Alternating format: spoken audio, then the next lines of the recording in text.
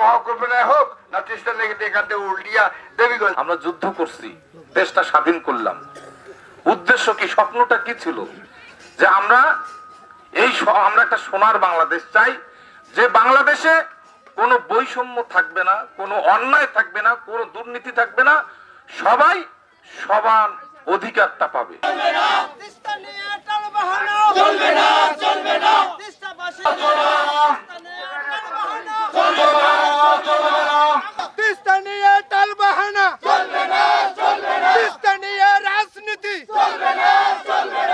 প্রধানমন্ত্রী বলেছেন যে কোনো মূল্যেই হোক তিস্তা ব্যারেজ পরিকল্পনা বাস্তবায়ন করবে।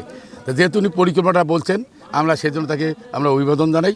এবং পাশাপাশি আমরা বলবো যে আমাদের দাবি হলো, যেহেতু এটা পার্লামেন্টের সব দলেই এটার সাথে একমত, দেরি না করে খুব অতি দ্রুত আগামী যে একনেক বৈঠক আছে সেই একনেকে এটা পাস করুক এবং এখানে আমাদের যে বরাদ্দ সেই বরাদ্দর ভাগটা করে দিয়ে তিস্তা মহাপ্রক্রিয়ার কাজটা শুরু করে দেব। এবং আমরা এটাও ব্যারেজ দিতে চাই, ব্যারেজ পরিকল্পনার কাছে আমরা ব্যারেজের আমাদের মনে হয় না তিস্তায় কোনো নতুন করে ব্যারেজের প্রয়োজন। ব্যারেজ একটা আছেই, যদি ওইটাকে সম্প্রসারণ করা যায়, পানি যদি থাকে সম্প্রসারণ করা যায়, তিস্তার দুই তীরে একেবারে সুন্দরগঞ্জ এবং উলিপুর পর্যন্ত সবখানে পানি দেওয়া, পানি থাকলে ব্যারেজ সম্প্রসারণ করা সম্ভব।